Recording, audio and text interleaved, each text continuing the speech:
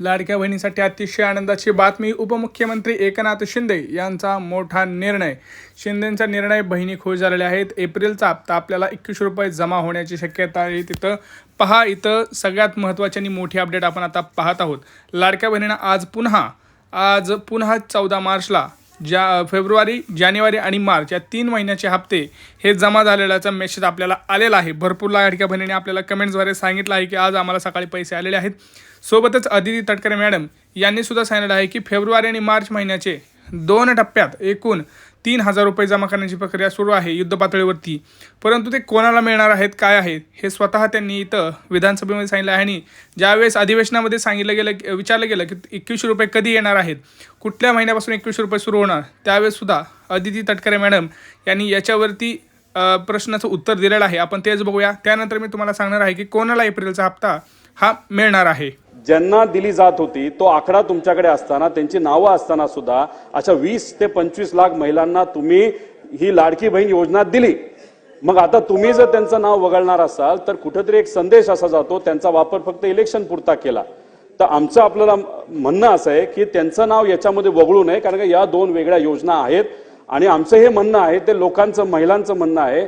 तर माझा पॉइंटेड प्रश्न आहे की जी चर्चा आता सुरू आहे की 25 ते 25 लाख महिलांचं नाव हे जे वगळण्यात येणार आहे, ज्यांना कृषी सन्मान योजना मध्ये त्यांचं नाव होतं, त्यांचं नाव तुम्ही खरंच वगळणार आहात का, ते तुम्ही वगळणार नाही, असा आमचा तिथं प्रश्न आहे.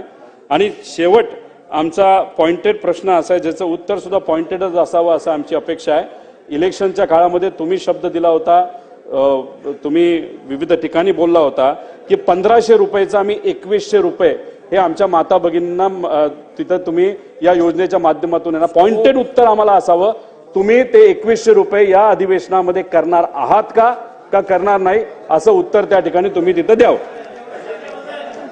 ज्या वेळेला लाडकी बहीण योजनेचा शासन निर्णय निर्गमित करण्यात आला, त्यावेळेला त्या शासन निर्णयामध्येच नमूद केलेलं आहे की शासनाच्या ज्या वेगवेगळ्या योजना आहेत आणि ज्याचा लाभ हा माता भगिनी किंवा लाभार्थी घेत आहेत, याच्यामध्ये 1500 किंवा 1500च्या अधिक ज्या योजनेचा लाभ, ज्या रकमेचा लाभ जर ती लाडकी बहीण घेत असेल तर ती या योजनेमध्ये पात्र होणार नाही. एक नमो शेतकरी योजना जी आहे, याच्यामध्ये त्या ज्या महिला आहेत, माता भगिनी आहेत, यांना 1000 रुपयाचा लाभ मिळत असतो. त्याची जी वरची 500ची कॅपिंग आहे, म्हणजे ती शासन निर्णयामध्ये सुरुवातीच्या नमूद केलेली आहे की किमान 1500चा लाभ हा शासनाचा प्रत्येक लाडक्या बहिणीपर्यंत पोहोचला पाहिजे. आणि त्यानुसार नमो शेतकरी योजनेच्या ज्या लाभार्थी आहेत, या साधारणपणे 5.5 ते 6 लाख आहेत. त्यांना या योजनेतून वगळण्यात आलेलं नाहीये. फक्त त्यांना 1000 रुपये हे नमो शेतकरी योजनेतून मिळतात आणि वरचे 500 जे आहेत हे आपल्या लाडक्या बहीण योजनेच्या माध्यमातून मिळत असतात. त्याच्यामुळे त्या संदर्भातलं कुठलंही वगळण्यात आलेलं नाही. 20-25 लाखचा जो आकडा आहे हा माध्यमांकडून किंवा अशाच पद्धतीनं अफवांच्या इथून आलेला आहे. हा कुठलाही आमच्या विभागाने किंवा शासनाकडून आजपर्यंत तशा पद्धतीचा आकडा काही दिलेला नाही. पहा, आत्ताच आपल्या लाडक्या बहिणींसाठी एक मोठं गिफ्ट सुद्धा सरकार देणार आहे. तर सरकार एक मोठं गिफ्ट होळीच्या निमित्तानं लाडक्या बहिणींना देणार आहे. ते गिफ्ट कोणतं आहे आपण बघणार आहोत. खरं तर इथं 2 गिफ्ट लाडक्या बहिणीसाठी असणार आहेत. आणि सोबतच तुम्हाला एक सांगायचं आहे की जो मार्च महिन्याचा हप्ता जर आला नसेल तर तुम्हाला काय करायचं आहे, कारण आज आणि उद्यामध्ये पुन्हा एकदा मार्च महिन्याचा हप्ता जो आहे तो वितरित करण्याचा निर्णय राज्य सरकारने घेतलेला आहे.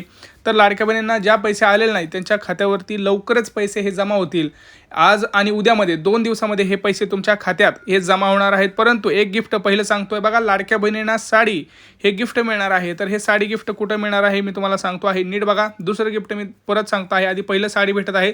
तर साडी जी आहे ते रेशन कार्ड धारक लाडक्या बहिणींनाच ही साडी मिळत आहे. आणि यासाठी तुम्हाला पिवळं किंवा केशरी रेशन कार्डच लागणार आहे, तरच तुम्हाला हे साडी मिळणार आहे. परत एकदा सांगतोय, लाडक्या बहिणींना होळीसाठी साडी मिळणार आहे आणि सोबतच तिथं त्यांना पैसेसुद्धा मिळणार आहे. तरी साडी कधी, मार्चमध्ये रेशन दुकानातच हे साडी मिळणार आहे. आणि आजपासून ज्या लाडक्या बहिणींना पैसे आले नाही त्यांना पैसेसुद्धा जमा होण्याचे तिथं पूर्ण आता आज 3रा टप्पा जो आहे तो चालू होणार आहे बघा. परंतु इथं जर आपण बघितलं तर आज फेब्रुवारीचा हप्ता पण जमा झाला आहे, मार्चचा पण हप्ता जमा झाला आहे.